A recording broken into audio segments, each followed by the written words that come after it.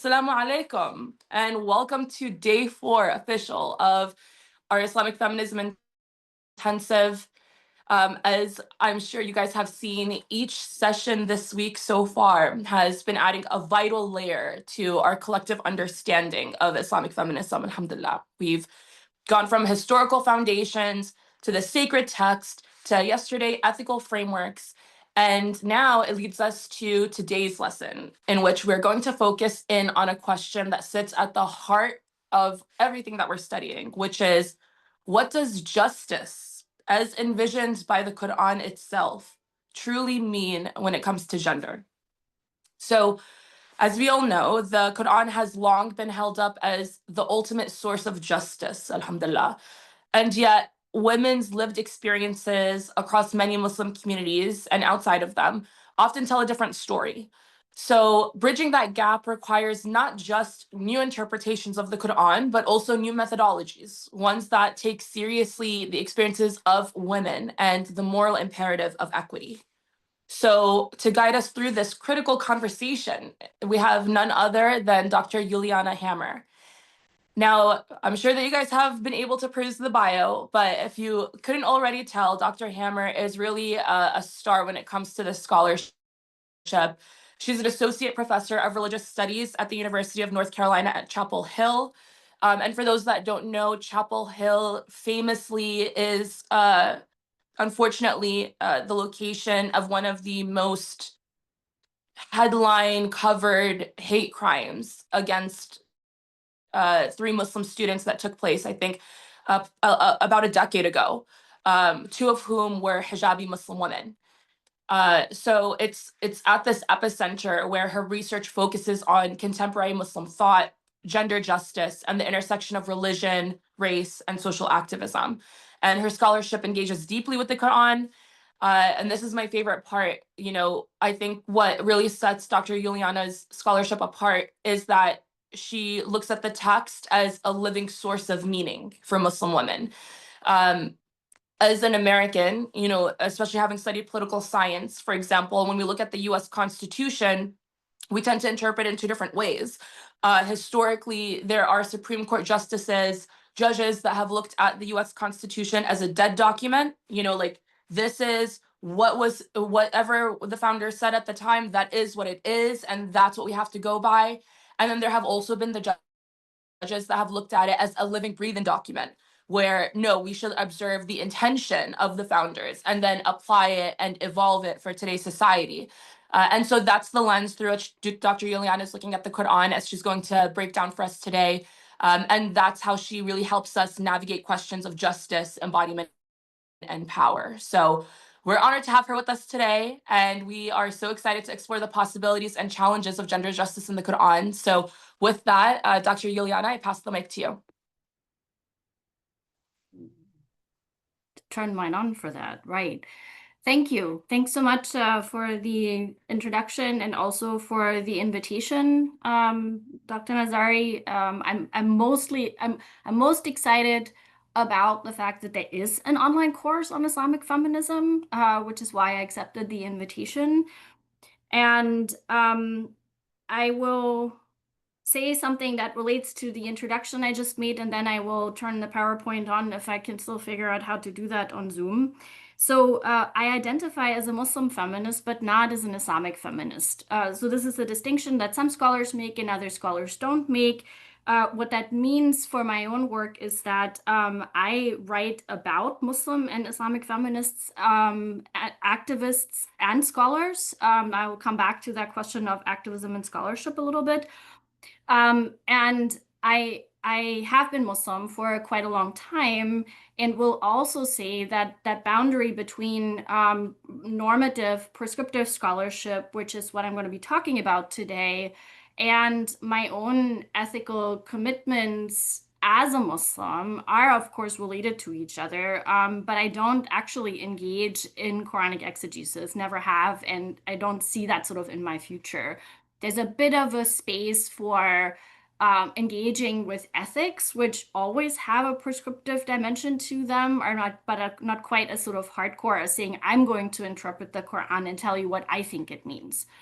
And so just sort of for clarification in terms of what it is that I'm going to share with you, which comes from basically all of my research over the last 25 years in a variety of ways. Before I get to the PowerPoint, I also want to acknowledge that we're living in an ongoing genocide of the Palestinian people. And I have both engaged in various forms of activism, which are being violently repressed in the United States and in my native Germany, for that matter. And I've also found it difficult to focus on anything else. So there's sort of a way in which talking about anything else always feels a little bit like a betrayal.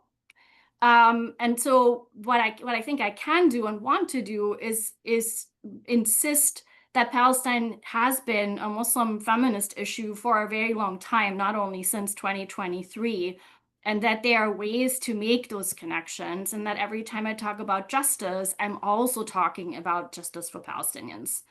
So just because so much of the repression is about silencing, I want to just resist that and not pretend that that's not already always here in the room with us. Okay, now let's see if we I just want to say thank you so much for that brief intro, Dr. Ileana.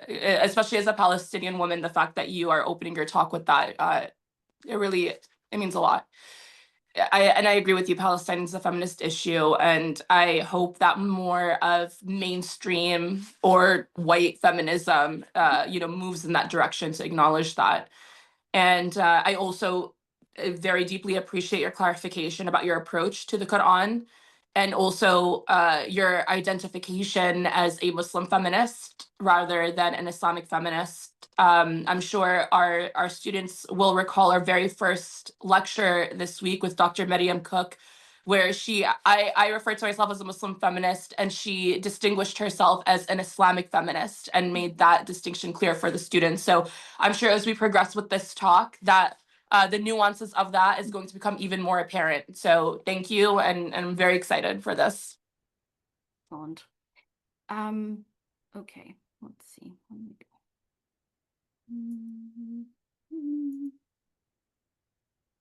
Okay, why can I not?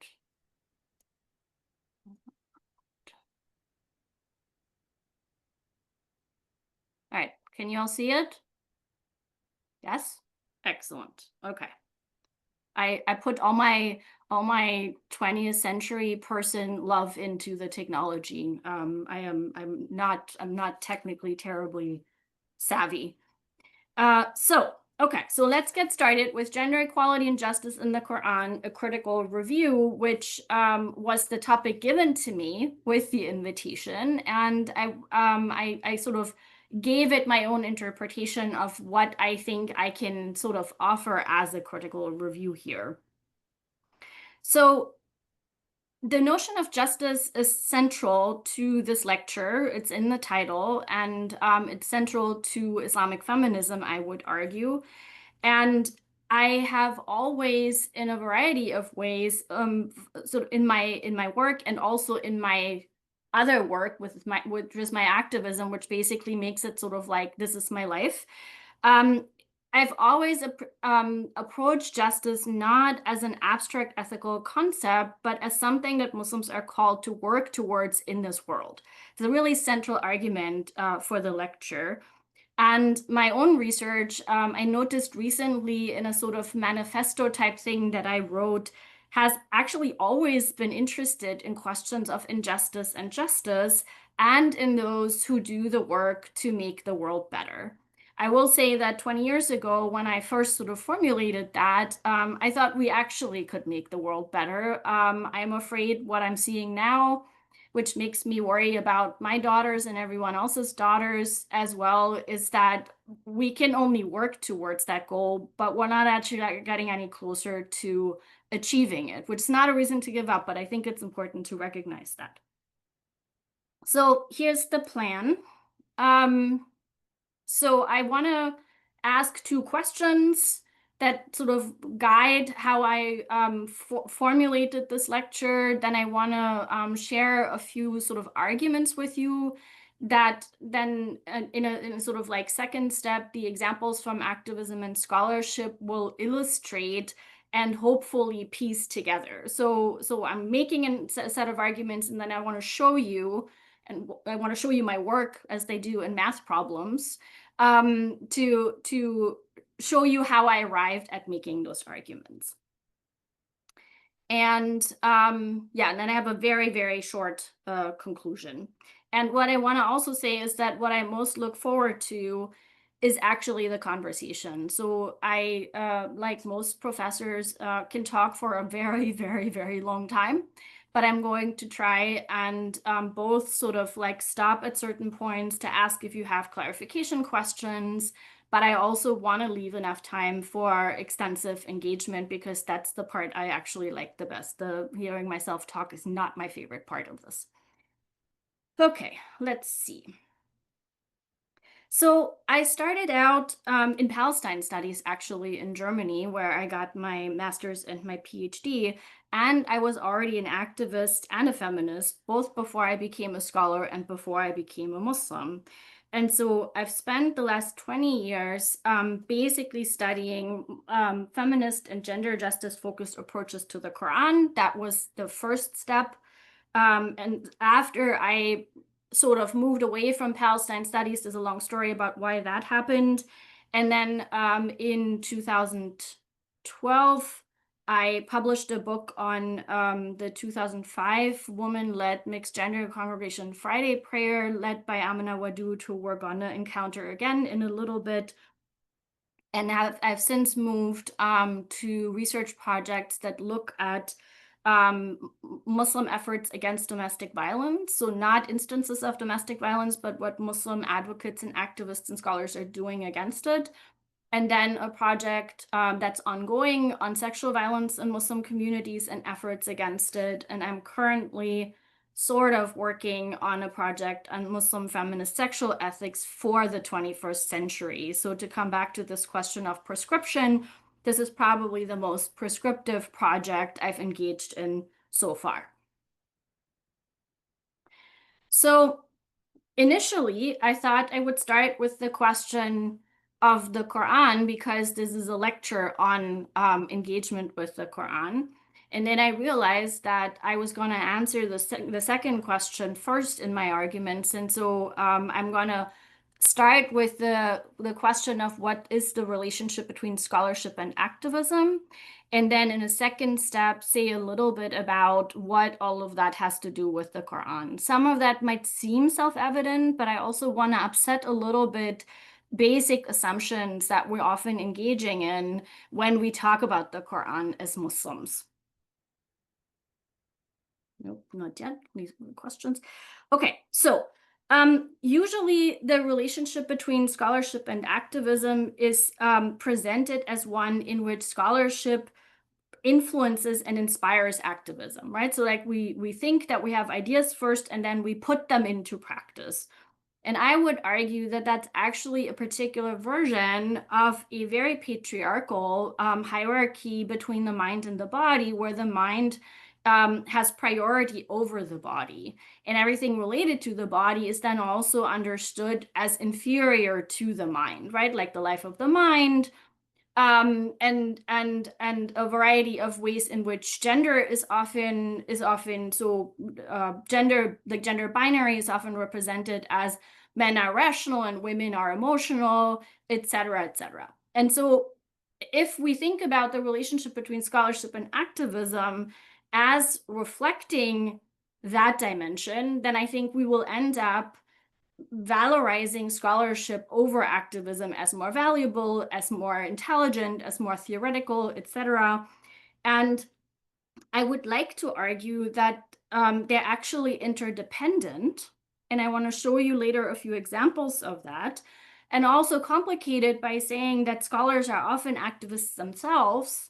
And for myself, for example, I was an activist before I became a scholar. And if you ask me which one is more important, I think my answer would depend on the day and the month and the time of year and the political circumstances, right? So scholars often are activists, not all of them, but many. And I will also want to make an argument that activists actually produce knowledge independently of scholars. So both these hinge sort of on definitions of what a scholar is and what an activist is, but I want to argue that the advocates and activists that I've been studying for the last 20 years do engage in knowledge production, and that's often underestimated and not appreciated, but it's actually happening. And I, as a scholar, will also say that I continuously have learned from advocates and activists. It's a very strange thing to say in academia, but the relationship isn't sort of one-sided in the way that it is often represented. What's central here, it seems to me, is the question of authority. And the question of authority in a variety of different ways, right? So people can make claims to have authority. They can be invested with authority by other people. And whether someone has authority, even in egalitarian activist contexts, might play a role in their ability to build and sustain communities. And so authority is important. And then there is this sort of more technical understanding of religious authority that is built around questions of interpretation and who has the authority to approach texts for interpretation and whether their interpretations are taken up by communities in order to build what I call interpretive communities. So the question of authority and the question of the relationship between scholarship and activism are related to each other. And authority is a fickle thing and a very complicated thing. And one way in which I can show that, I saw that Dr. Lana Siri is here, who is giving her lecture tomorrow. And so I want to just point out that all the things that I'm saying about scholars and activists and advocacy work today, these are all things I'm very, very excited about. But one of the things that I've learned over the years is that these also face enormous obstacles. This isn't work to be celebrated to say, hey, look at these amazing Muslim women and the work they're doing. That's definitely important. But the reason I'm so excited about this course on Islamic feminism is because obstacles abound. They're everywhere around us, right? We're a very small minority of Muslims. We're beleaguered and we're attacked from all kinds of directions. Two, I want to point out, and there are definitely more than two, is rampant anti-Muslim hostility and racism, especially in societies where Muslims are a minority. So the Euro-American context certainly comes to mind. India is another place where that takes place in very specific ways. And then one of the other sort of set of obstacles comes from what I call patriarchal Muslims. So there's a lot of resistance. And then a third piece that we don't want to forget, especially here in the US where I am right now, is that, of course, American society also is deeply patriarchal, and the backlash against feminists who are not Muslim or not religious is also substantial. So, so this work is really hard to do because it's not possible to just say, I see this injustice, I want to do something about it, and then everyone around sort of gets up and applauds this work, right? Like that's not how this works at all. So we need to celebrate it, but we also need to recognize how hard it is being made by opposition to it. Okay, second question, how does the Quran fit into this? So we tend to take for granted, or have for a long time, including in academia, in religious studies and in Islamic studies, that the Quran is the central and first source for Muslims. And that is true in some ways, but I think it misrepresents how the Quran historically functioned in the lives of Muslims. And with that, I want to argue that the Quran doesn't really become scripture in the way Christians understand scripture, as something that needs to be interpreted and that meaning needs to be made out of, sort of like for popular understandings, until the 19th century in response to European colonization. So one of the things that Muslim modernists do is basically try to prove that Islam is a religion that is on par with Christianity. And one of the ways to do that is to prove that Muslims have scripture. And so the Quran is not like the Bible in many ways, and it's much more complicated how the sort of like understandings of what makes something scripture then sort of get mapped onto Muslims and their own expectations of what they do with the Quran. So I'm not saying the Quran is not important, but there's a particular way in which in the modern period, especially in the 20th and 21st centuries, Muslim engagements with the Quran become about a kind of interpretation that was not typical for the pre-modern period, and certainly not for people outside of the scholarly class of the ulama. So I want to leave that here as an argument. Colonialism, which affected most of Muslim majority territories, either directly by being colonized or indirectly, is also important to recognize that the colonizers intentionally destroyed traditional structures of authority and learning. There's a lot of scholarship about that. And it's a little bit complicated to talk about that destruction of authoritative structures and then also say that destruction actually made possible the stepping in of people who traditionally did not have authority to engage with the Quran. So it opens up the Quran together with the printing press and the introduction of the printing of Qurans in the early 19th century to more people approaching the Quran directly. That's not how pre-modern Muslims engaged with the text because they didn't have it in that way, right? And so there is something that sort of opens up. And then the question of exegesis and interpretation, which has always existed, and there's always been, this is a really, really important point, there's always been a really wide spectrum of interpretations of the Quran. We have never had a singular answer to what that kind of bizarre question of what does the Quran say about X, right? There's never been a singular answer. And I actually personally believe that there isn't supposed to be a singular answer. That's as exegetical as I will get with that. And so what I'm observing in the contemporary period, late 20th century, and then into the first 25 years of the 21st century is two phenomena. One is an argument that all interpretations are possible, that there's an unlimited set of possibilities of what you can interpret the Quran to mean and to say. That can potentially lead to exegetical relativism, right? So like if you have an unlimited number of interpretations, how do you decide which one to follow? If every Muslim had their own interpretation, we wouldn't have community anymore. And so there's a dilemma here, some with that, like with that opening up of possibilities and a spectrum of interpretations. And then the other one, and I just realized that recently again, is that we can also posit that the Quran is an authority, that it's an authoritative text that carries its own authority, and that it has self-evident and often singular meaning, right? So like it's the opposite of the argument that I just made about an exegetical spectrum, and those live in tension with each other. And I think Muslims who engage with the Quran sometimes do what Americans do with political positions, right? So like they take one of these positions on a certain issue in relation to the Quran and then a different position on a different issue. So it's not necessarily coherent for all Muslims who approach the Quran themselves. Okay.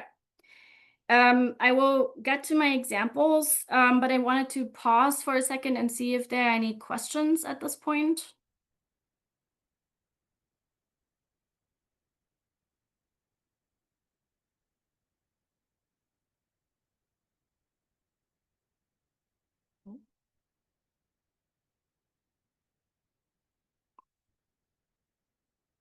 In the American South, when I first moved here, I was told that if I leave 20 seconds of silence in the classroom, someone will raise their hand because they're uncomfortable with the silence. They're very polite people. And it's still true in some ways. Okay, so going to my examples.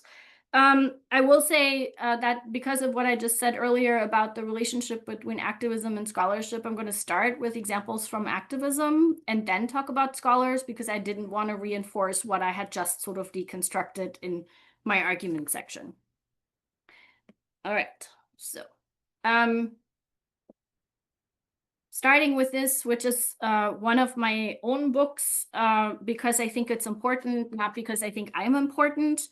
So this book, Peaceful Families, American Muslim Efforts Against Domestic Violence, was published in 2019 and is based on 10 years of research and a writing of the actual book. So I started in 2009 after the murder of Asia Zubair in New Jersey.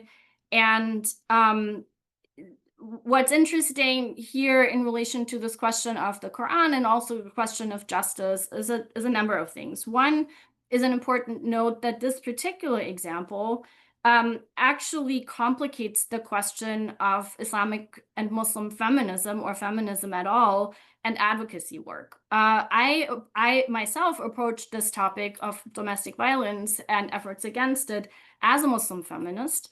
But I found out really quickly that most of the advocates and activists, many of them women, quite a few of them survivors of domestic violence themselves, most often do not identify as feminists. And so some of them don't do it at all, and some of them don't do it publicly because they need legitimacy in mainstream Muslim community context to do the work that they are doing. And feminism is still being a feminist is still considered an obstacle to that. So that even that is a rather complicated sort of thing. But I also learned in the sort of in the wake of this research that domestic violence is and can be a feminist issue, but it doesn't have to be. There are other ways to frame the question of domestic abuse and the necessary absence of it in Muslim families, other than through questions of gender equality and gender justice, and maybe not through a gendered lens at all, which was a really hard thing for me to learn and to accept.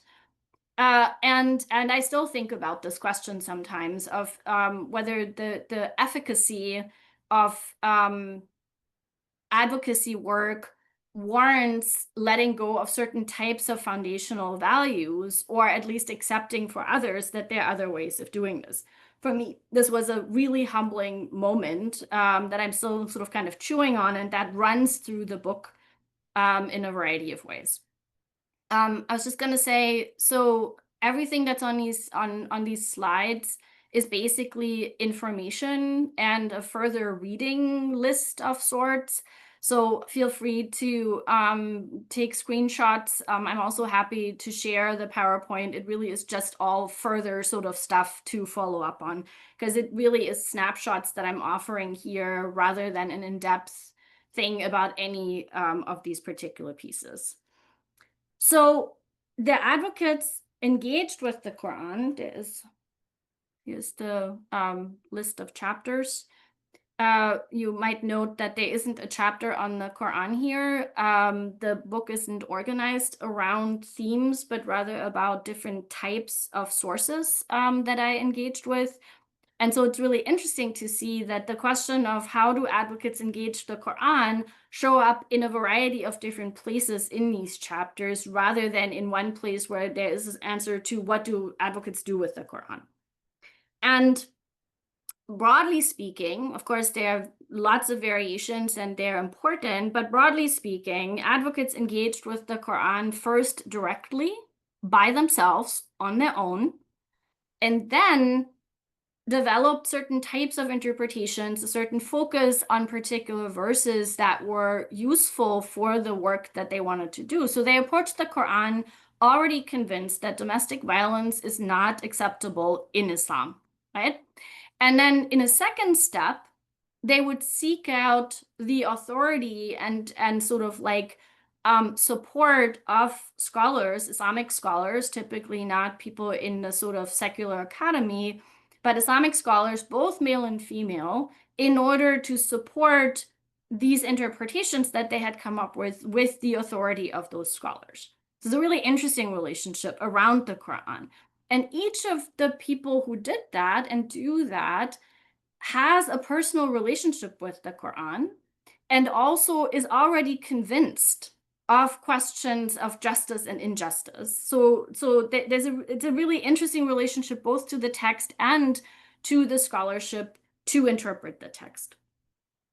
And I want to give you these two examples, and I have time to go very deeply into them, but there is a way in which central to the arguments that they are making against domestic violence, it's not a sort of like a little bit is okay. It's a domestic violence is not acceptable in any form. That is sort of the starting point, right? The ethical commitment, an ethic of non-abuse is what I call it in the book. So they pick up on notions of justice and its opposite in the way they understand it, which is oppression. So adala and dhulm are the terms, the Quranic terms that are used and then folded into the argument against domestic violence. And there are two particular verses in the Quran, these two, that show up frequently. So you might or might not be familiar with Quran 434. It's probably the most written verse, at least in the context of questions of gender in the Quran. And I used here a translation that comes from Kisha Ali, who I'm going to come back to later in the talk as well, who did something really interesting. As you can see here, don't want to read it out loud, but she left the three words that are basically debated in Arabic in order to not translate them because every translation is an interpretation. And so she decided to just leave them standing there in order to not commit to a specific interpretation at that point in time. This verse makes the lives of advocates against domestic violence really difficult because it talks about striking wives. Some scholars that think that word doesn't mean to strike, but there's a sort of majority understanding that it does, and then there are other ways to engage with it, but it's a very difficult verse. And then not as its opposite, because like they don't approach the Quran as this one says this verse says this and this one says this, and so they're in sort of contradiction with each other. But what I've often seen is drawing on Quran 30:21, which to Muslims should look really familiar because it's recited at every nikah ceremony that I've ever been at, because it describes the ideal of Muslim marriage. And so what they basically do is say, look, the Quran describes what it's supposed to be like. And if it's not that, then it's not right. Then it's not the way it is supposed to be. So we see this engagement with the Quran. On Quran 434, I will also say that for the advocates against domestic violence, exegetical spectrum and exegetical relativism are not helpful at all, right? They need the Quran to say something singular about domestic violence and not, it could be this or it could be that, right? So it's a particular way to invest in the authority of the Quran to say something specific, even knowing that there are other interpretations, but recognizing that those are not helpful. Okay. My second example is an organization called Heart to Grow that was founded in 2009 in Chicago and is led by Muslim women of color. Currently, the executive director is Nadia Mohajir, and most of the folks involved in the Heart leadership who live all over the United States are trained in public health, which is important for the work that they do. And they emerged in 2009 around a particular case of sexual abuse in the Chicagoland area and have focused much of their effort in that time period since 2009 on awareness work and also providing direct services around sexual violence in Muslim communities and families. They also have developed and written this really beautiful sex talk book for Muslims. That is, it's self-published, but it's available in all kinds of places. And I think there is an online version, so like an ebook version of it now as well. So with the argument that sex education is part of the prevention of sexual violence, right? So knowing about sex and sexuality will change the way in which Muslims can approach situations where sexual violence can take place. And then more recently, in the last 3 years or so, since the Supreme Court decision that abolished access to abortion in the United States, HART has also been working with other women of color organizations in the United States on questions of reproductive justice and access to reproductive justice. HART is explicitly feminist, intersectional, and queer inclusive, and focuses on the most marginalized, who they also see as producers of knowledge. So here we have like an additional layer. It's not only the advocates themselves that produce knowledge, and they do that all the time, but also they draw on another group of people, those most marginalized around questions of sexuality, and recognize them as experts and producers of knowledge of their own around their own circumstances. HART has a scholarly advisory board that I, among others, have served on. The most prominent scholar on that board is Asifa Qureshi, who is an Islamic legal scholar. And we see in this scholarly advisory board recognition, again, of this dynamic of gathering authority, but not compromising on who that authority comes from, even when it's clear that the people on that advisory board don't necessarily carry a lot of religious authority in certain types of mainstream American Muslim community contexts. And their authority is sometimes really viciously and violently challenged because they identify openly as feminist and because they're queer inclusive. I only have this one example here, but how does the Quran show up in HART's work? So HART has over the years developed various frameworks to address sexual violence that are based in Quranic ethical concepts. One of them is rahma, which they translate as compassion. Another one is amana, divinely entrusted responsibility. And a third one is adala, justice. So here is the term justice. In the HART framework, each of them is an acronym that stands for various things that, in the case of rahma, individuals, and in the case of amana and adala, communities, leaders, and Muslim institutions, respectively, are supposed to engage in. And you can see here in the Rahma framework, which was the first one they developed, that each of the letters stands for an aspect of how someone should respond to a disclosure of sexual violence from a survivor.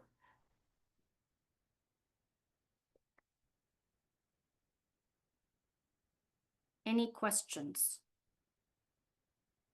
How are we doing? Are we dizzy yet? Okay, moving on. My next example is a global Muslim organization called Musawa, which means equality, also founded in 2009, this one in Kuala Lumpur in Malaysia. Musawa is a global movement, but has some of its roots in an older organization called Sisters in Islam, that is still active in Malaysia, that is under enormous pressure from the Malaysian government around questions of Islamic feminism and feminist interpretation. And Musawa focuses in a variety of ways on equality and justice in the Muslim family, with a focus on Muslim family law. So it's an organization that provides resources and what they call the sort of like knowledge production project around equality and justice in the Muslim family in a variety of places. There are advocates and scholars involved, and Musawa functions in different Muslim majority countries and in a number of countries where Muslims are a minority as a resource for local grassroots organizations to connect their efforts, but also recognizing that local contexts are dramatically different from each other and require very different kinds of engagement with Muslim family law and with state law to some degree as well. So the framework for action, I think, is interesting. One, because it very, very confidently proclaims equality in the family is not only possible, but is also an Islamic value. And the four sort of dimensions, Islamic teachings, universal human rights principles, that's an interesting one for further conversation. Fundamental rights and constitutional guarantees in particular countries, and not least the lived realities of women and men today. So of note here is the idea of Islamic teachings that includes the centrality of the Quran and the Quran as the central source of Islamic legal interpretation. So the Quran shows up in the context of debates about reinterpreting Islamic law, finding historical interpretations that are egalitarian or equality oriented. And so the Quran is already always there. And also the last of the pieces of the framework for action, the lived realities, which is a really interesting argument to make, right? To say we see inequality and we see what oppression and inequality do to people. And our ethical responsibility is to change that. So it matters how people experience Muslim family law for the argument that we need to change it. Instead of saying people just have to put up with it because that's what God wanted them to do. Okay. Now moving to, no, not yet.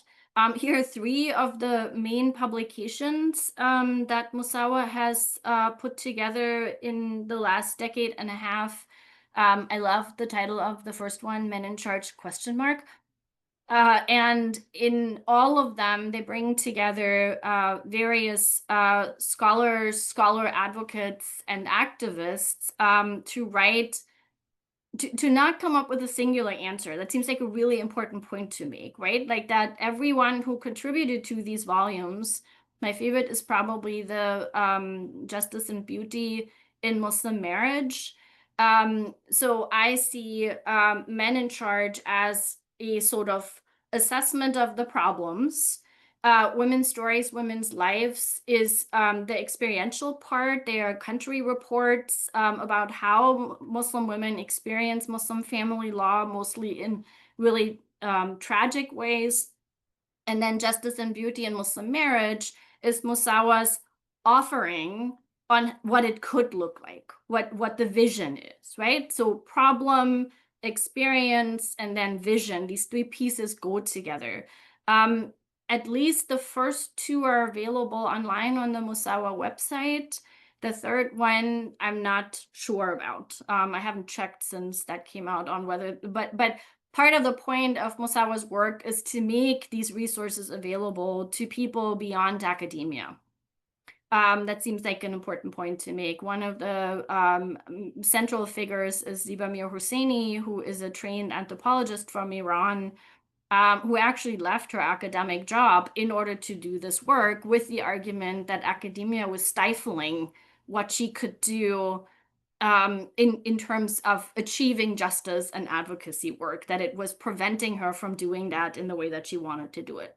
She was a great anthropologist, but this is the work that she wanted to do. Okay. Moving to some of the scholars. How am I doing with time? Looks okay.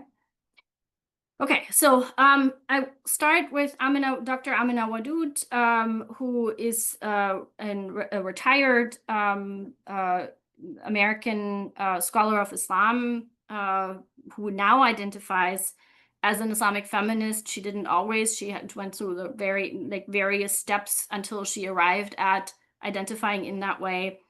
And she's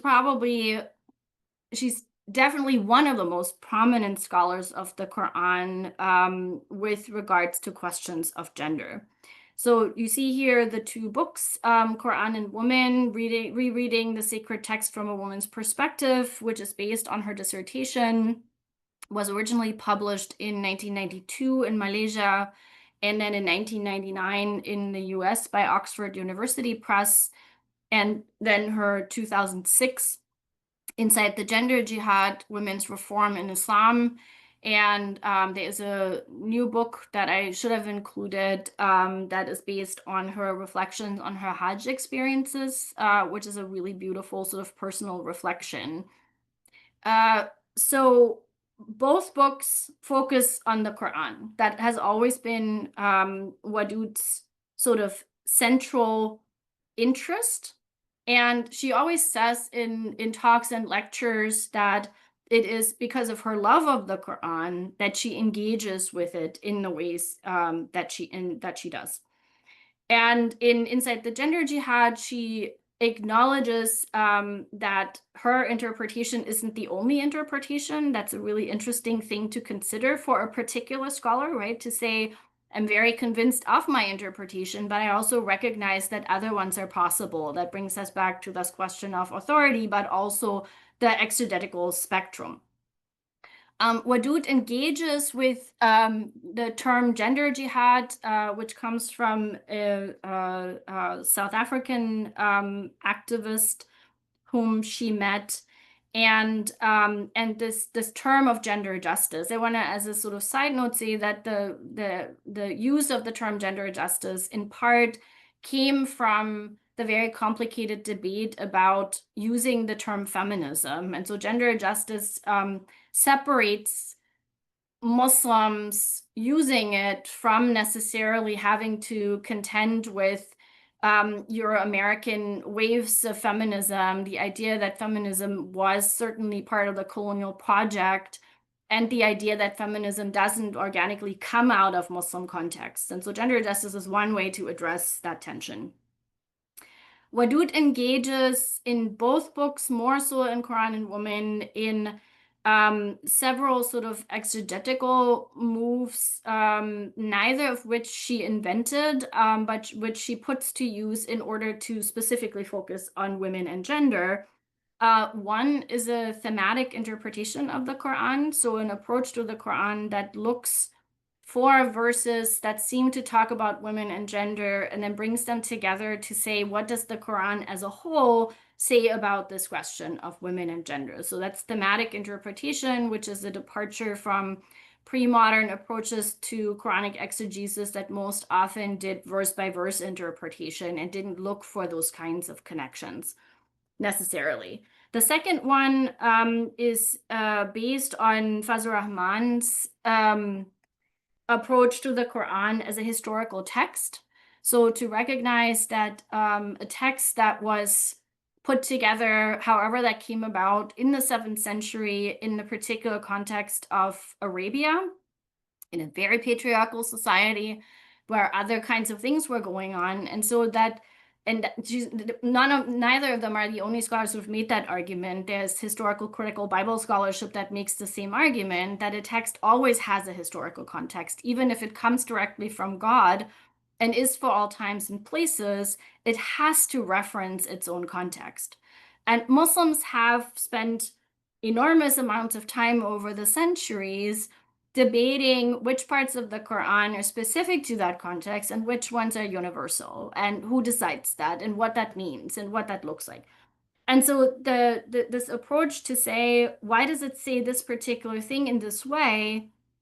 Is that because Muhammad was a man of his time in the 7th century in Arabia, and he was talking to particular people, and so this needed to address them in particular ways. And what is universal? Is the notion of justice a universal notion in the Quran? Does it show up in different ways in different places? Those are all things that Wadud engages in Quran and Woman. She doesn't directly engage with earlier scholarship, but it is clear that she's speaking back to a conversation that was happening in the 80s and early 90s. And Importantly, that doesn't happen in Quran and Women, but it happens in Inside the Gender Jihad. There is a moment that has sort of riled up some readers, where she basically says, there are passages of the Quran that I have to say no to, that I have to reject. And the one that she singles out in Inside the Gender Jihad is Quran 434. So you see how the pieces sort of connect in various ways, right?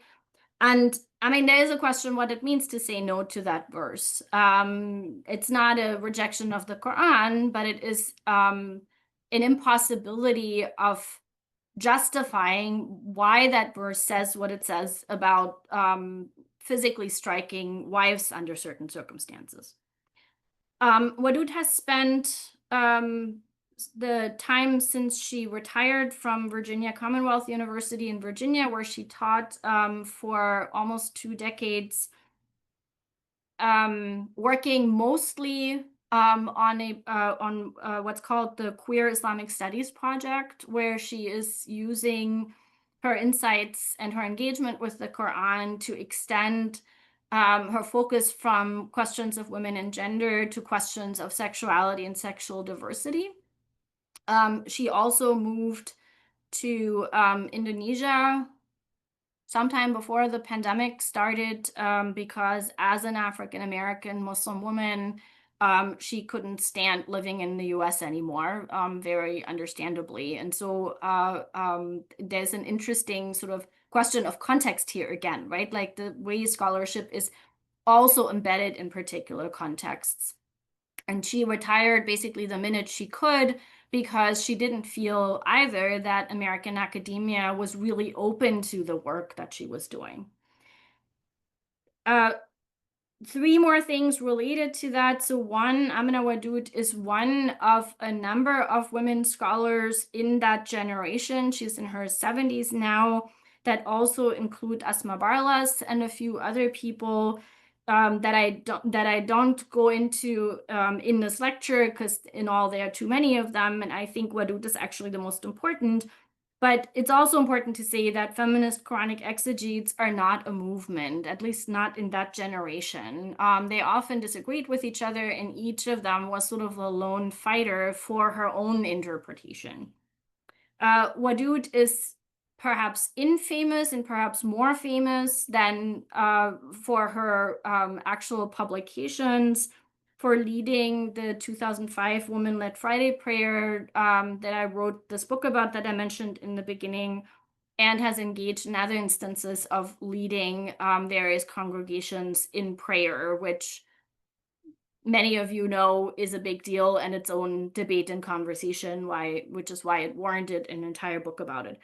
And Wadud was in Malaysia in the early 1990s, and so was involved with Sisters in Islam when it first started, and has been involved as part of the knowledge building team, also in the work of Musawa. So again, I want you to see that the pieces are connected, both discursively and in terms of actual people in a variety of ways.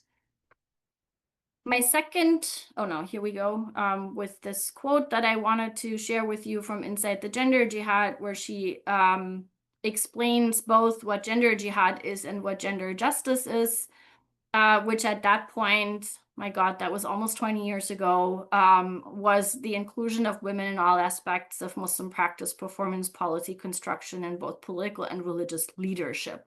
So an inclusion model of what gender relations in the gender binary should look like.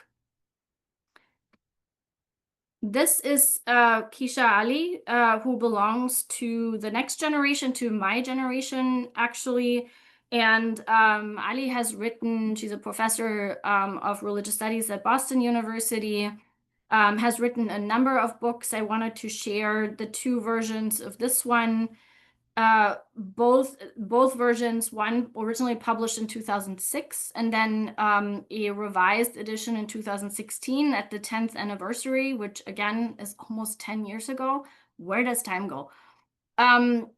is notable because that book in both of its versions was written for a wider public and is in interesting ways addressed to Muslims. But in my experience, Muslim often encounter it in academic settings. So in college classrooms, including almost all of my courses. And central for Ali is that, of course, the Quran is important to Islamic law. She is an Islamic legal scholar by training. That and she focuses on notions of human flourishing, which I find really, really important to think about also with regards to this question of advocacy and activism. What do we actually want? What is our vision? Our vision is not to not want things. We don't want injustice, but we also do want something. And I like this notion of human flourishing as a measuring stick for the work that we're doing or for the vision that we have for the world that we live in. And so the idea of living ethically, including in terms of sexual ethic. And in an article that was published after Sexual Ethics in Islam, she, for the first time, hints at the possibility that the Quran might not give us all the answers. So this is a theme I want to uplift here because I'm going to come back to it in a second and point out that Muslim feminist engagement with the Quran has come to a point where there are questions about whether Muslim feminists can find what they want to find in the Quran. And Ali, in that article, basically says, well, if not, maybe we want to think about where else God self-discloses. And maybe there are other places that that knowledge can come from. So we don't have to basically sort of give up and say, okay, fine, we can't make the Quran say that, so then we can't say it at all, but to go about it in a different ways. It's really a hint, but it is an important one, it seems to me. And importantly, Keisha Ali is not someone that we see that in Musawa's work as well, who has has not argued that Islamic law is archaic and can't be revived. So this argument that Islamic law can be reinterpreted, that there's a set of legal methods that are established, but that can arrive at vastly different interpretational conclusions, is sort of the model that she follows and that Musawa follows as well. There are other Muslim feminist activists that basically argue that the law can't be changed to the extent that it needs to be, and that we basically just need to get rid of it, or that we have to turn it into some kind of ethical framework that has no actual legal capacity for people. I'm not an Islamic legal specialist, but I want to point out that this question of Islamic law and ethics is a very important one to consider, also in relation to the Quran as a source for either of them.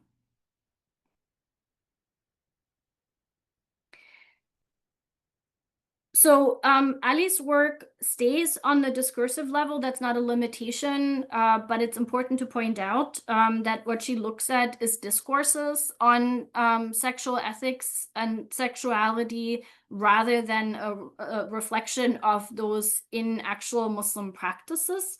And her and I were really good friends, sometimes joke that we sort of do the two pieces, and I try in my own work to do some more of the what do Muslims actually do with regards to sex and sexuality, and how does that influence discourses rather than only being influenced by them, right? So that, again, that's an interdependent relationship. Muslims do all kinds of things, and sometimes they care about whether that lines up with particular discursive constructions and norms, and sometimes those practices change those norms, which is a fascinating thing to think about. And so Ali and I are in sort of an engagement and a conversation about that relationship, have been for a really long time.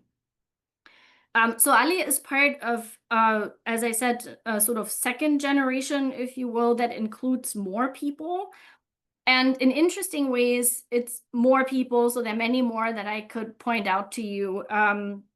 And also, these are in interesting and different ways connected with each other. So I would say that in that generation, there is an ongoing conversation that isn't about agreement or arriving at a singular conclusion like we saw in the Musawa volumes, but at being in conversation about possibilities, which I think is an interesting and important development that happens there.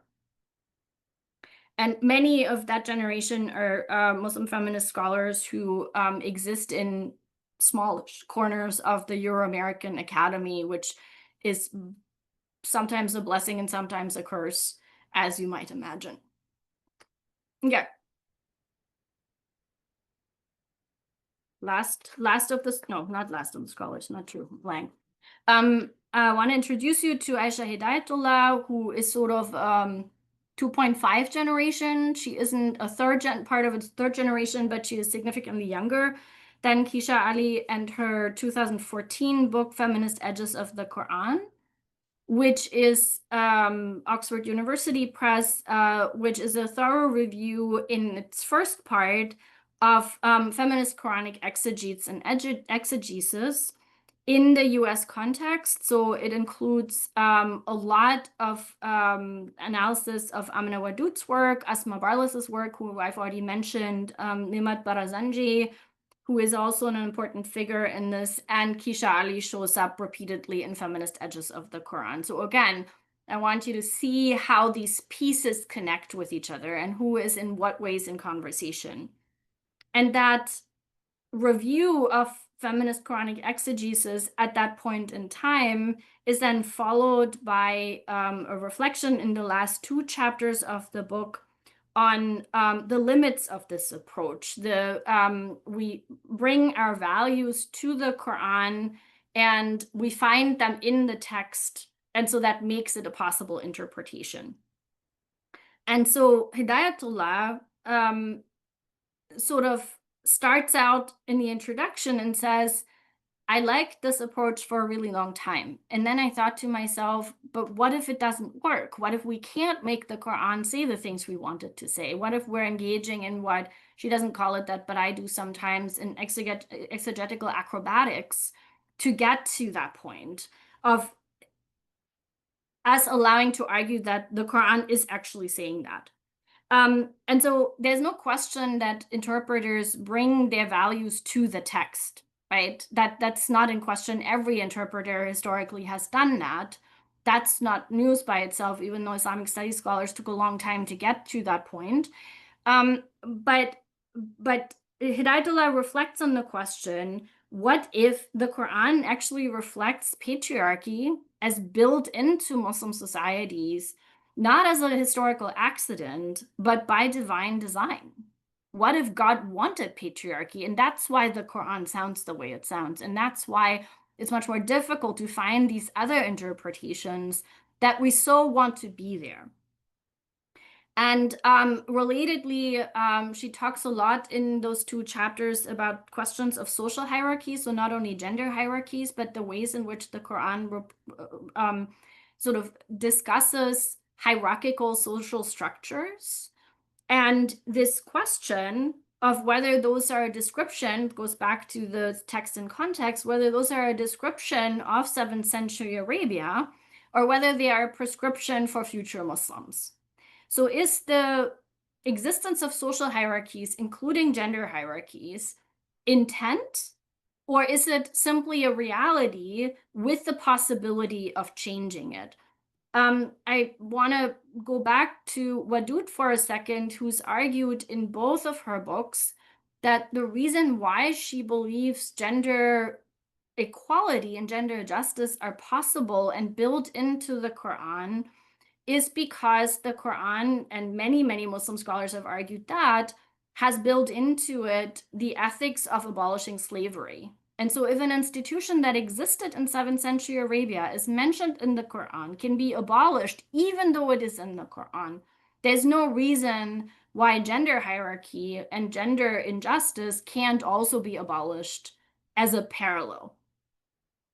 And so Hidayatullah sort of picking up on this question of hierarchies and egalitarian impulses is an important contribution to this conversation.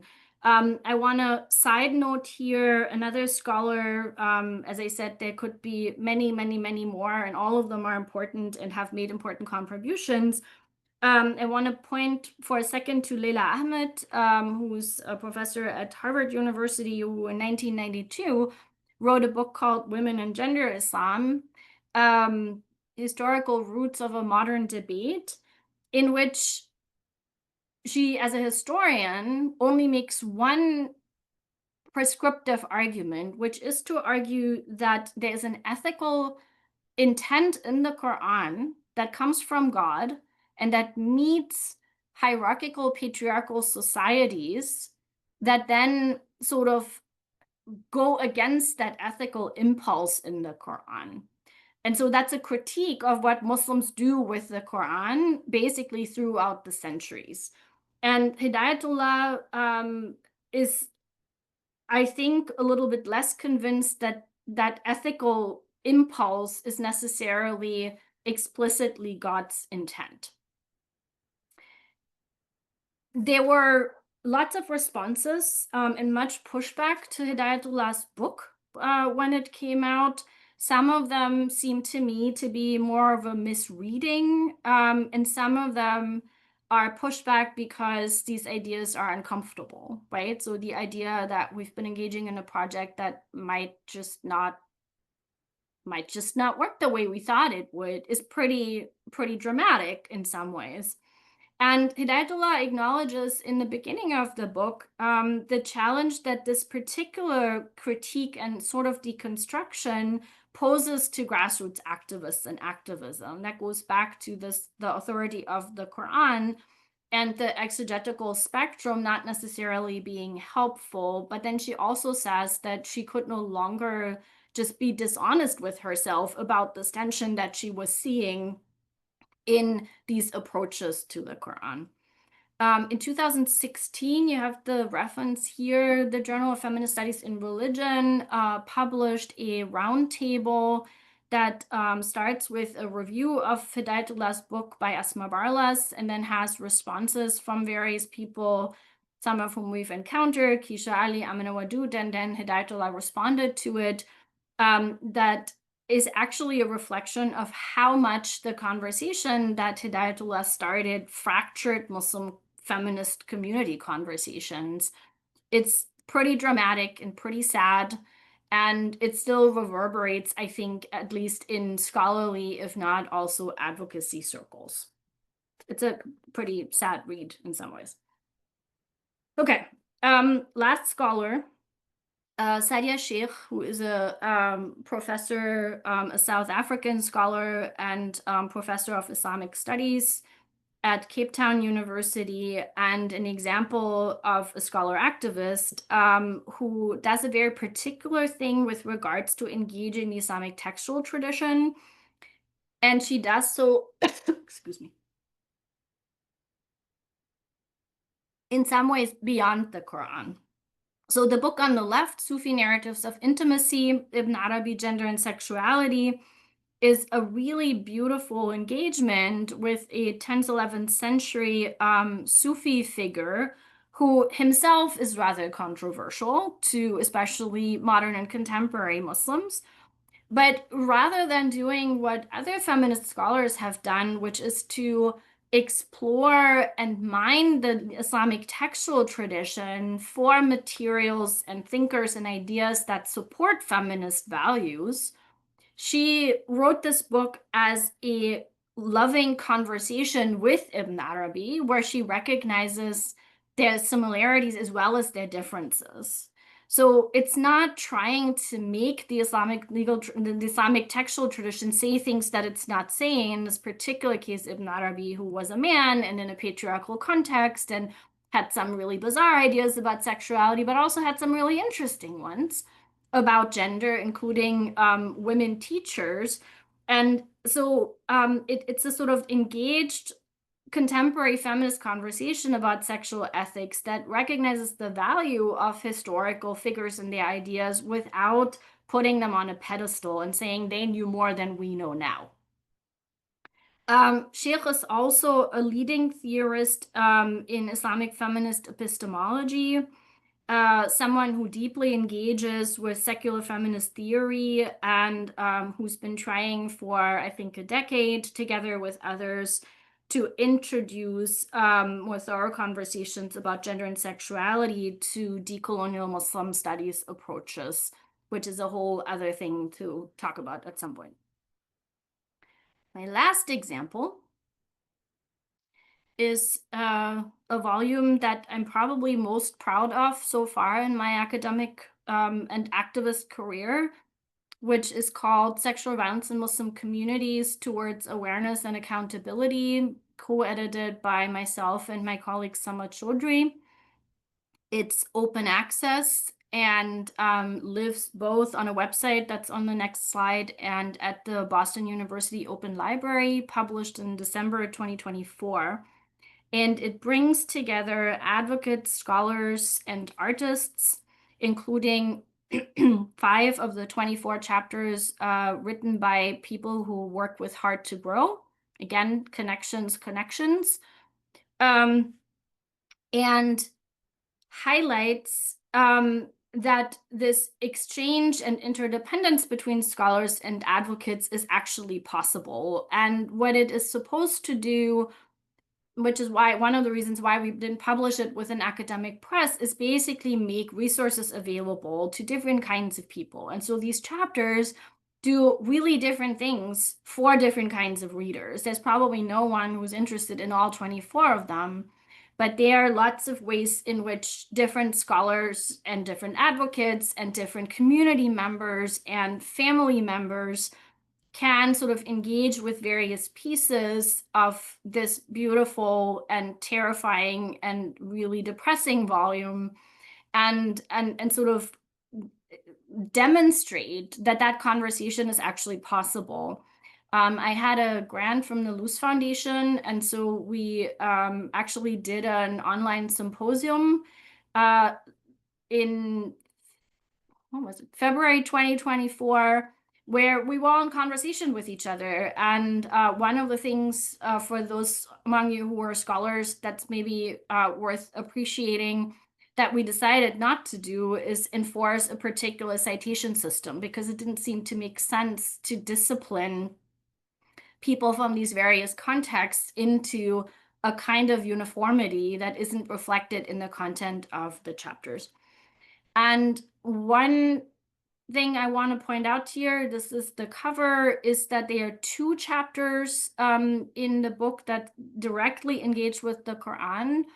Buthaina Aswad, who is a graduate student in Germany at the University of Münster, and Hala Atalla, who is a graduate of Georgetown University and who teaches now at Bard College.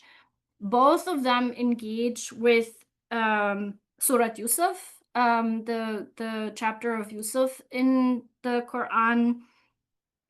And both of them in different ways read both the commentary on that chapter and the chapter itself as, so the story of Yusuf, that part of the story of Yusuf, as an incident of sexual violence that is complicated by the fact that the victim, Yusuf, is a man and the assailant, Zulekha, is a woman.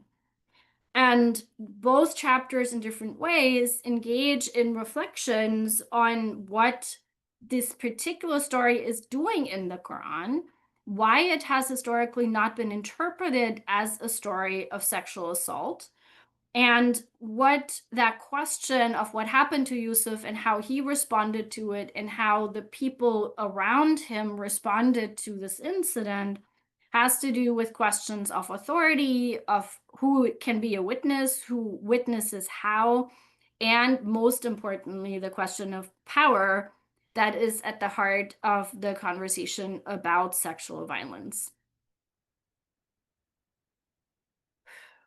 So as I said, I'm very proud of this volume. It also became clear really quickly after it was published in December that it itself lives in the same, what we call dome of silence, that all other conversations about sexual violence sort of live in, and that it's been difficult to get it out to people the people we think need it the most. And so it's not self-promotion if it's about an important and worthy cause. So I invite you all to just go to the website, have a look at the abstracts, and download the chapters that you're interested in, and then read them and share them with people you think might be interested in them. It's only a resource if people actually use it. And I'm almost at the end. So I hope I've been able to show you the complexity and diversity of advocacy and scholarship that's produced by Islamic and Muslim feminists. I want to end by saying that I personally am in awe of these mostly women and their commitment to justice and their unwavering insistence, which I struggle with sometimes, that God is just, that God wants justice, and that God has entrusted us with the mandate to work towards justice and against injustice. And seeing them do this work and engaging with them and writing about them and speaking about them gives me the strength to continue my own work and to struggle in the face of all the challenges and the pain and the violence that we're experiencing in different ways. Thank you.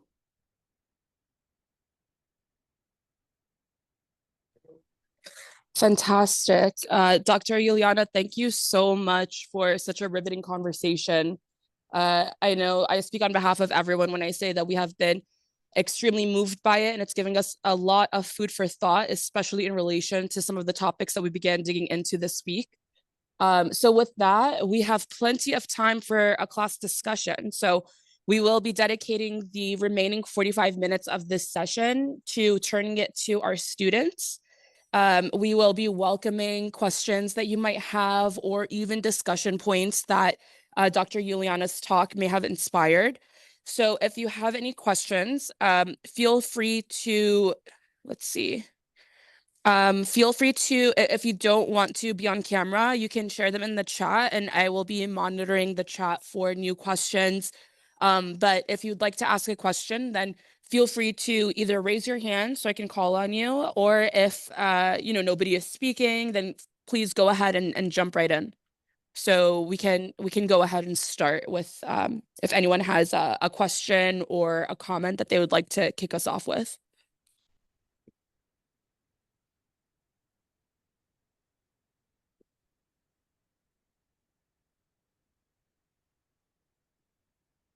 Are you calling on people, Amani? If people are raising their hand, I can call on them, or if somebody wants to jump in. Well, maybe I mean I would love to start. Actually, we have a question in the chat now. So we have a question from Shimran, and they're saying that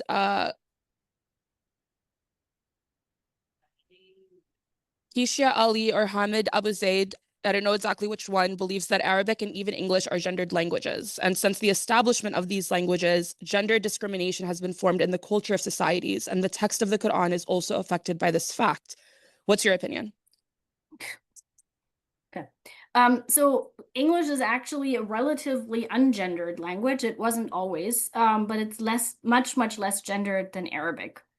And I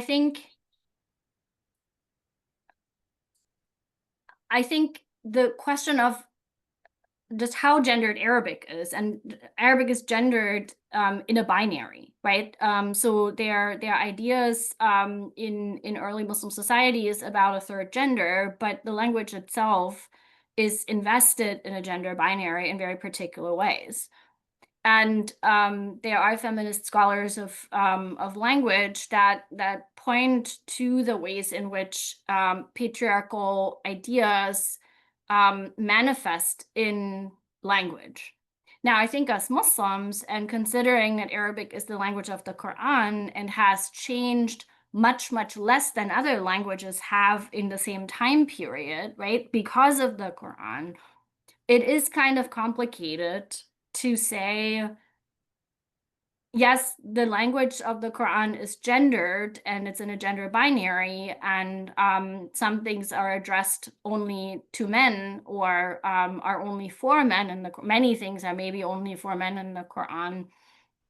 And to then want to counter that in the ways that Wadud and Kishali and Nasser Abu Zaid have done, I don't think there's like a short answer to it, because if we believe that God made everything, then God also made Arabic. And the question of what about our societies, language, norms, culture, practices can be changed and what should be unchanging because it's holding the tradition together, I think is an open question. I don't know if that helps. I think that's a wonderful way to look at it, Juliana. I have my own question that I've been Mhm. kind of sitting on my experiences on the front lines on social media, where as a Muslim woman, you can imagine we kind of, myself and my team, we get it from all directions, right? We get it from uh, like conservative Muslim men that try to undermine, the feminist values that we uphold. We get it from alt-right conservatives that try to detract from the fact that Muslim feminism exists in the first place or is even compatible. So my question would be, based on my experience, um, what do you think is like how would it be possible for us to protect the feminism of the Quran from being co-opted by those types of Islamophobic frameworks or being selectively cited by Mm. external actors like that are really weaponizing it for their own political agendas? Yeah. I don't think we can. So several thoughts I have. One is the Quran doesn't need our protection, right? It's been there and it'll be there. And so I think our worry doesn't need to be the text itself, or like the reputation of the text. I think our worry needs to be how that sort of misrepresentation and false representation and selective representation is affecting actual Muslims. Right? So I don't know that.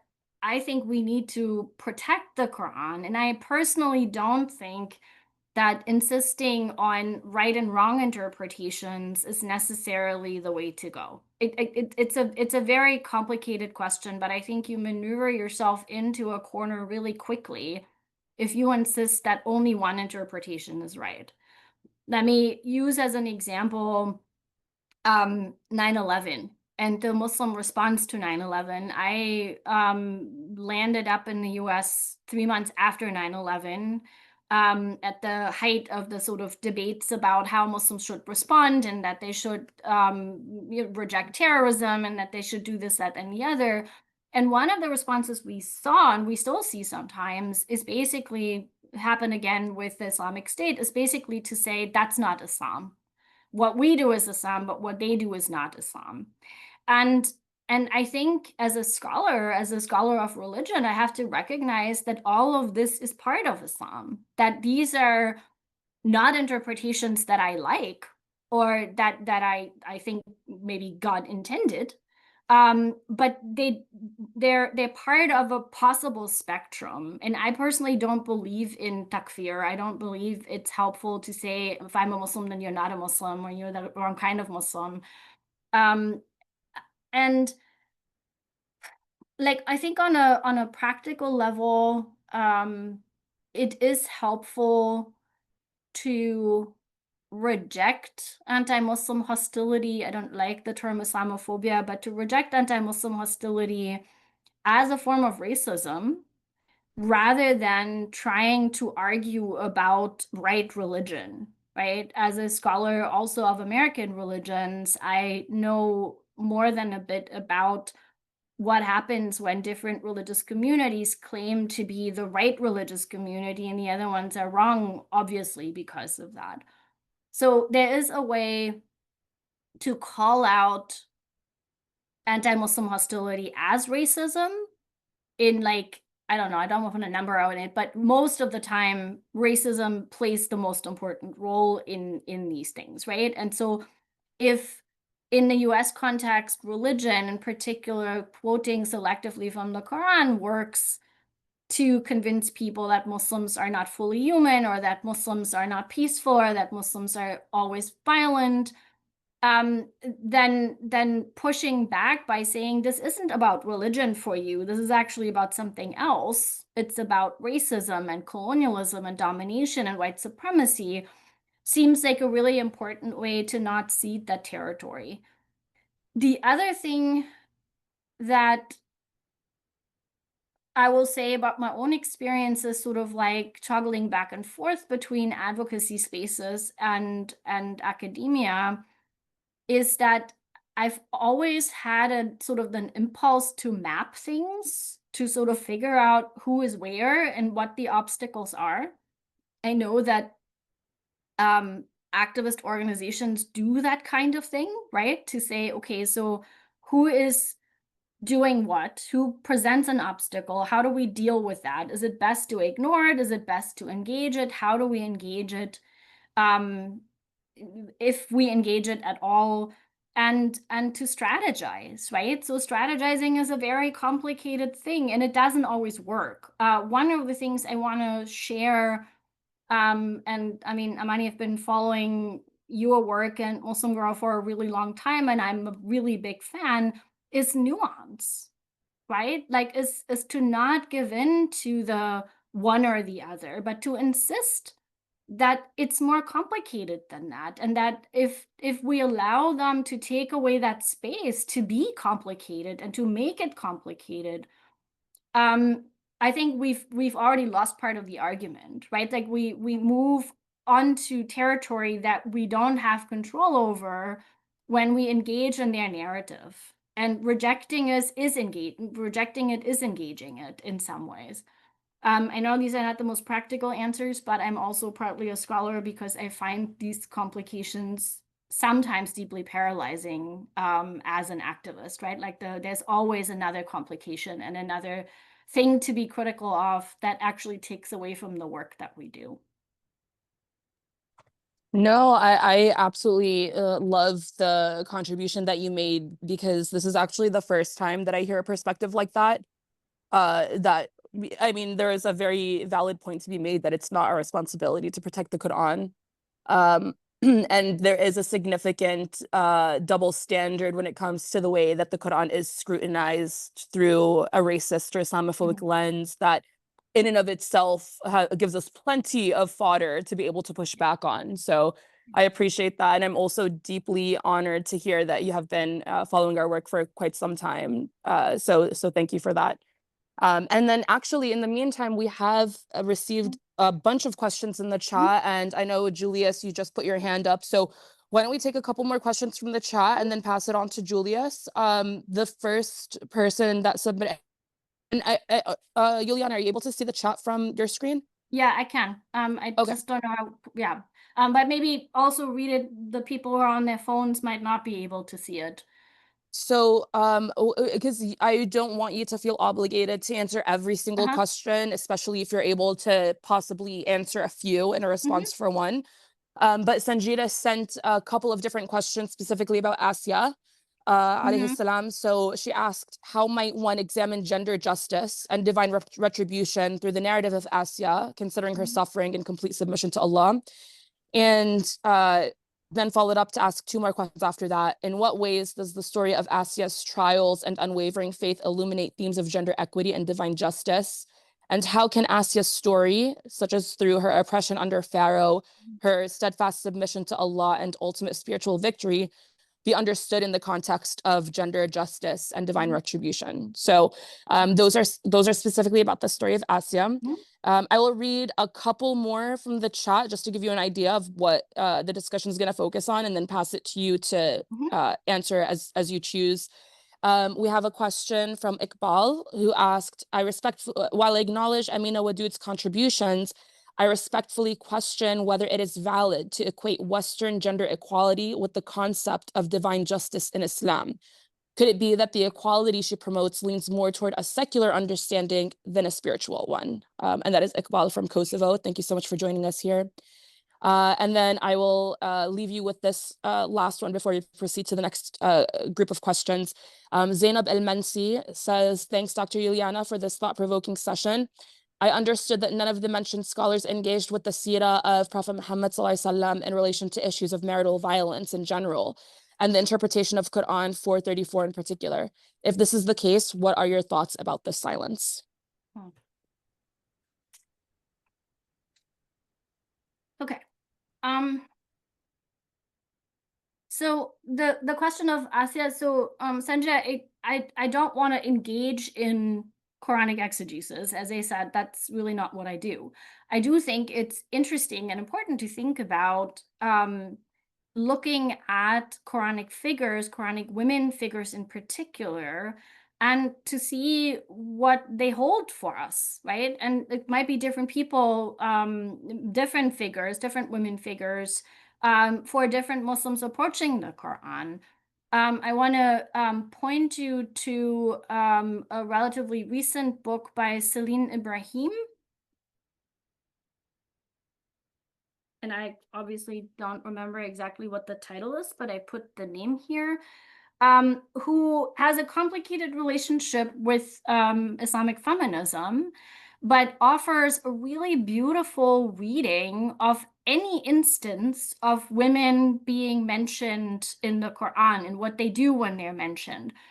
And so I want to point out that different scholars and different advocates have taken different figures in the Quran and also in the early Muslim community, especially the wives of the Prophet Muhammad, as models, right? As role models. And they're really interesting things that happen when you, for example, like Kisha Ali does in a book called The Lives of Muhammad, when you compare the role model that Aisha represents versus the one that Khadija represents, right? So there's a space here to say different women figures in the Quran have different potential to inspire us as role models. Or you could say these are all exceptions to the norm, right? The reason we know about them is because they did something that other Muslim women didn't do or were not allowed to do. And so we're actually not supposed to be like them. We're not supposed to follow and emulate them. And so that sort of tension about what are they supposed to tell us?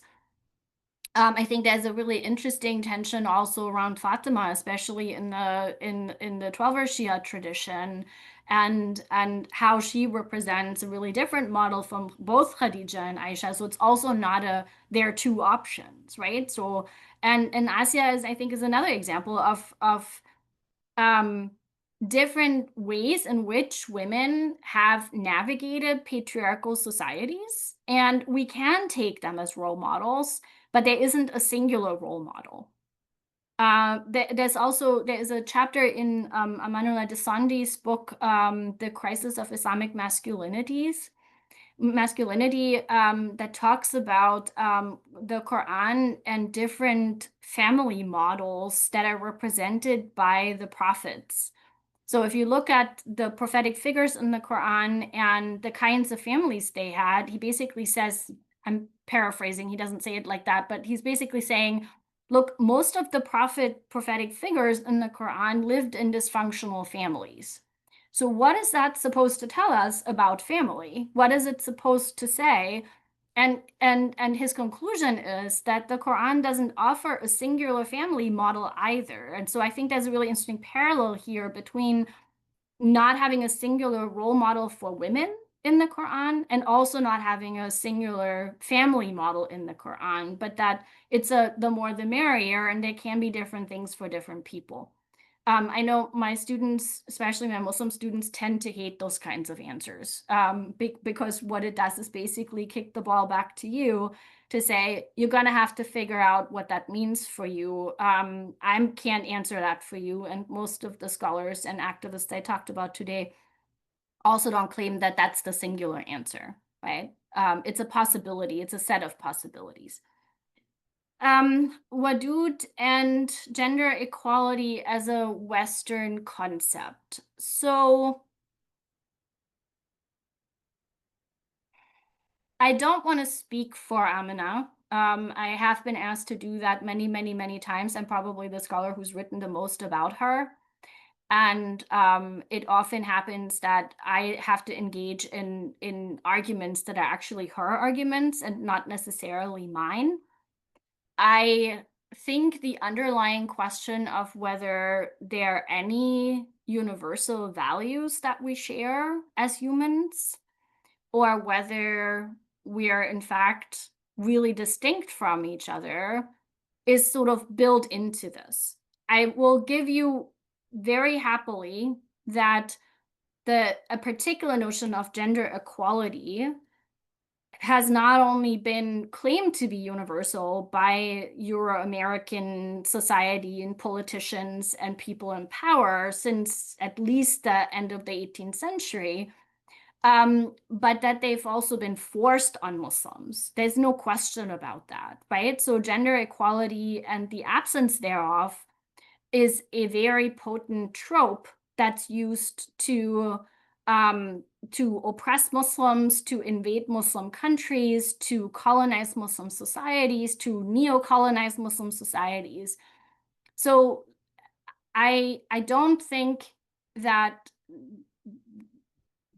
notions of equality are universal by design, and certainly not that they all originate in Europe and then everyone else just has to catch up with it. That's like the most colonial thing one can say. I wonder if here Musawa's argument that certain ways of ordering Muslim societies do in fact harm people, do not lead to their human flourishing, that's maybe a better way to say there is a notion of divine justice that has a relationship with this idea of equality. I mean, equity, equality, egalitarianism, there's huge debate about what those mean. Um, Even feminist scholars will give you that they don't want a gender hierarchy, but there are other hierarchies that order societies that we might probably not want to do away with. Not everyone is, in fact, like equal in all ways, and some of that is God-given according to Muslims. So I wonder about dismissing Wadud's notion because she is American, and whether you would feel differently if it was Umayma Abu Bakr, who makes a very similar argument, who is Egyptian and teaches in Egypt, made that argument, or if Mughal Sharmani, who is, I think, Somali, who is giving the last of the lectures and spend a lot of time in Egypt, making that argument would make a difference. Or whether we think that these ideas have now traveled so universally that we can't escape them, but we're trying to reject them anyways. And I personally, I believe in our fitna, not fitna, fitra. Al-fitra, our original Muslim nature, human nature, as being inclined towards justice. And when people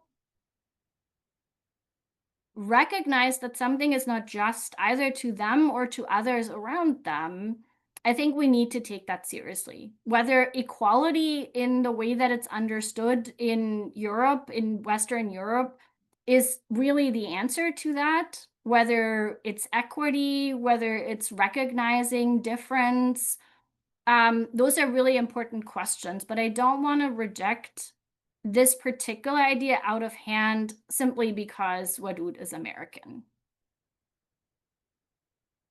Okay, and 434.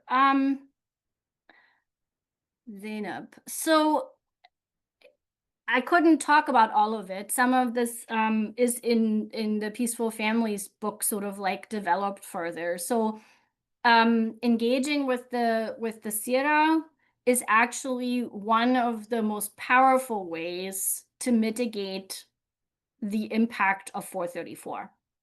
There's a really beautiful article, happy to share, Dr. Nazari, if you want to sort of send it out to people, by Laurie Silvers, that's wrestling with why 434 is in the Quran to begin with, and what it is. If it's not, yes, men can strike their wives under certain circumstances, then why is it there? Why did God put it there?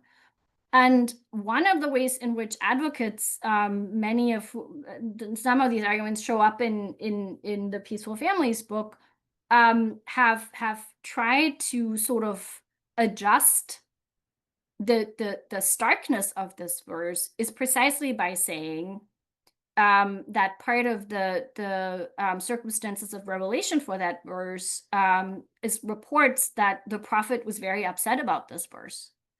That he said God wanted one thing and I wanted another, and that he also said on a different occasion, the best of you will not strike your wives, right? That's not contradicting the Quran, but it's adjusting interpretation. And he was our first interpreter. And so that engagement with the Sirah and with Asbab al-Nuzul is a very important way to deal with the verse, and shows up regularly. The Prophet shows up as the ideal husband, as a role model for Muslim husbands in all kinds of ways, right? And so it's a really powerful thing, but it also illustrates how difficult it is to get around a verse in the Quran, right? We don't follow all of them equally. None of us do, that's for sure. But there's something different, and Wadu did that at some point, to say no to that verse, or to say, well, how do we mitigate it? By looking at the seerah, by looking at what Muhammad said and felt about it, but also how he treated his own wives, and that he didn't treat them that way, and that he apologized when he treated one of his wives in a way that was not up to that standard.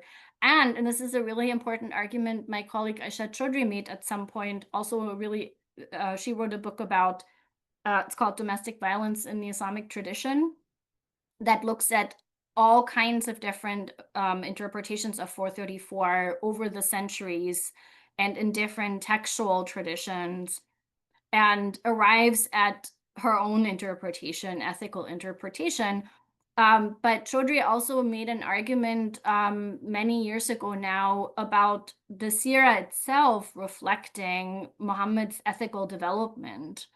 So the idea that he didn't learn anything over the course of his life, and that we can see in the seerah adjustments to his own ideas, for example, with regards to marriage to minors, that changes from his own marriage to Aisha to proposals for marriage for his daughter Fatima. And so thinking even of the seerah as dynamic rather than singular, I think, is also really important. Did I answer everything? Did I try?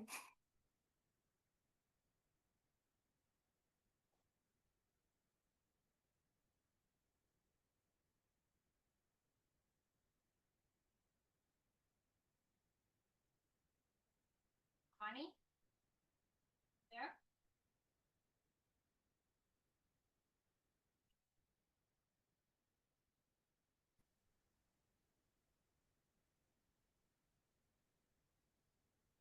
Dr. Hammer? Yeah. Go ahead. I don't know what happened to Amani, but I think I can call on you too. Go ahead. There's another question from Fatima about Ottoman women's magazines and Yeah, but the I think it 1890s. was your turn first. Okay. I was gonna ask about the connection between the fight to free Palestine and Islamic feminism. So for me, and I think many others, I have seen engaged over the almost 2 years that this particular phase of the genocide has been going on, aside from the over 70 years before. Any form of violence and oppression is a feminist issue. And the genocide includes reproductive genocide, right? So at some point it was withholding medical care from pregnant women and from women in general. And then it was bombing hospitals, and now it's starving the entire population. And of course, the colonial project has engaged in those kinds of things before to limit populations and limit population development and population growth. Gaza's population is more than, or was more than 50% under the age of 18.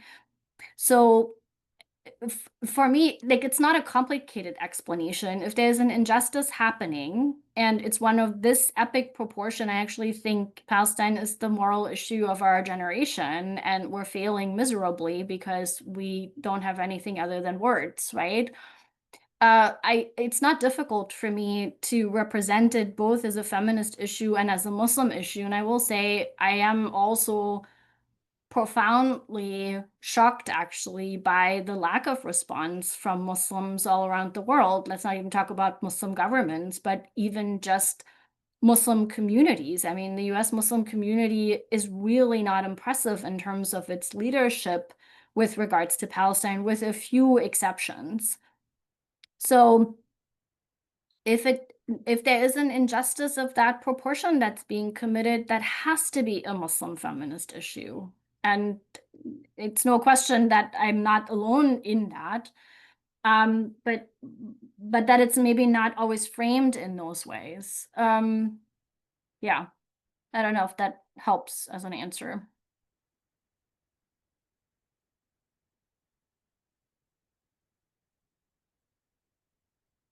So, Fatima, it's a beautiful question. It also looks like a really cool research project. I would love to hear more about that.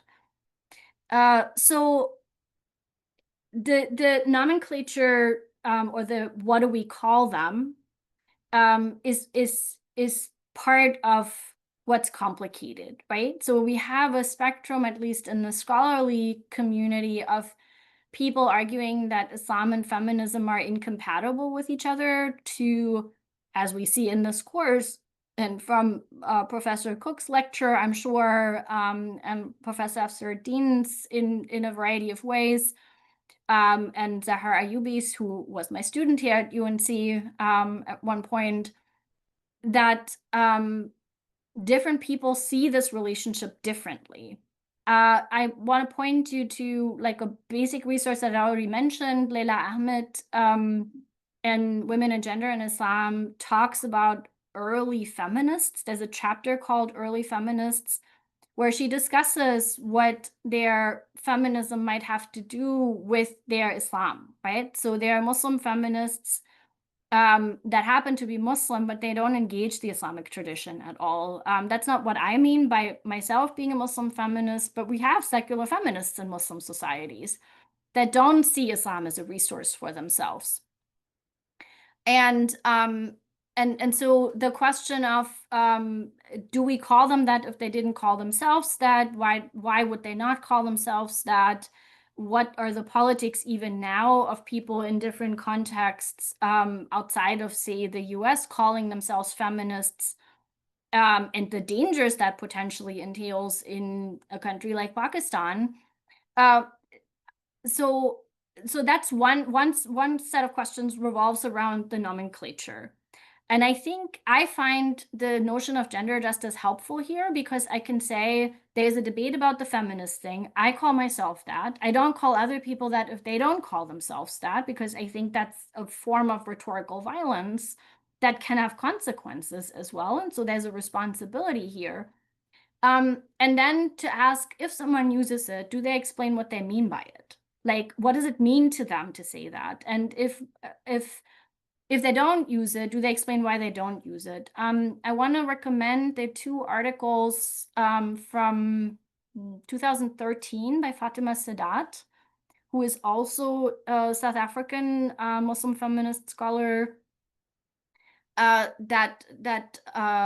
the first part sort of chronicle the debate about Islam and feminism and different scholars' positions on it. And then in a different journal, originally that was one article, and then it was so long that it had to become two. And the second part is in a different journal and basically argues in a rather complex way about the interdependent relationship and like sort of conversation between Islam and feminism, or Muslims and feminists, that I think is a really helpful way to get away from how does feminism get inserted into Islam, and rather say, as Sadia Sheikh has also argued in this volume called Progressive Muslims in 2003, where she pushes back against Miriam Cook's idea that Muslim women pick up feminism as an idea from outside, and argues that there is a kind of feminism that is internal to the Muslim tradition, right? So Muslim feminists are sort of at quite some pain to demonstrate that this isn't something that comes from outside or is part of imperialism or is a form of, as is often argued, destroying Islam from within. So I think who uses it in what way seems important to me for this particular project.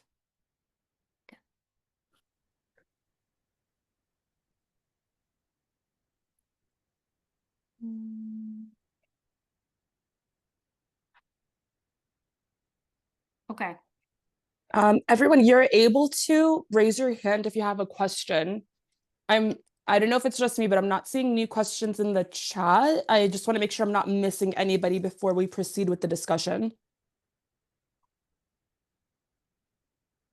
If there's anyone that we have missed, whether on camera or from the chat that we haven't addressed yet, feel free to raise your hand so we can get to it.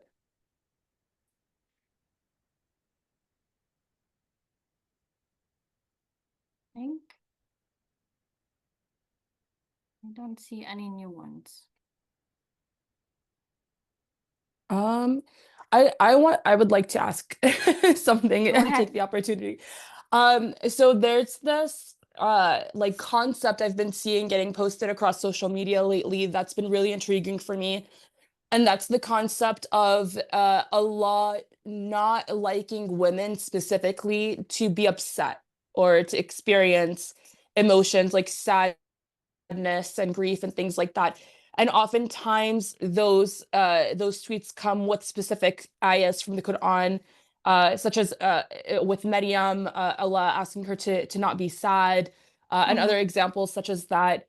And it always stands out to me because basically it contributes to this conversation about the holistic approach that Islam has towards women, that Allah regards that women and their emotional nature and its differences from men, for example, how it is connected to so much more than just her feelings, but rather to her physicality, to her spirituality, to her mental health, and many other concepts like that.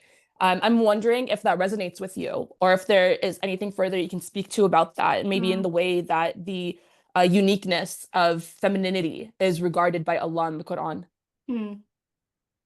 So I haven't seen it on social media, clearly not following the right people or the wrong people, depending on how you look at it. I think I get a little bit suspicious when someone tries to regulate women's behavior on social media, just generally speaking, perhaps.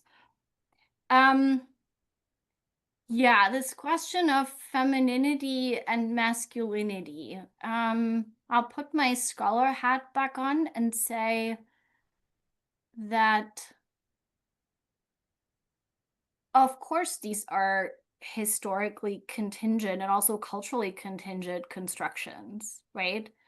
I mean, Islam doesn't exist outside of various historical and cultural contexts, and having ideas about ideal femininity and ideal masculinity, which is the other side of that coin, is always already refracted through a cultural lens of some kind. I think that's what I meant when I was saying, look, even in the Quran, when you look at Celine Ibrahim's book, the different kinds of women figures and what they do and how they do it, and whether what they do is approved of by the Quran, or we don't know if it's approved of, right? So, I mean, there are moments in the Quran where a woman does something and the text clearly is critical of what the woman is doing, but not always.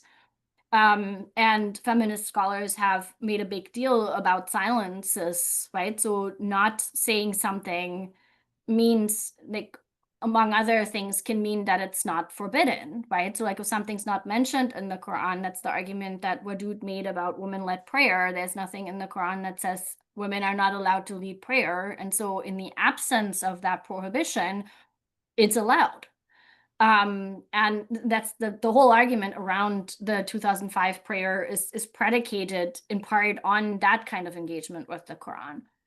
And so I know I'm old, and so I deal with ambivalence, I think, better than I did in my 30s.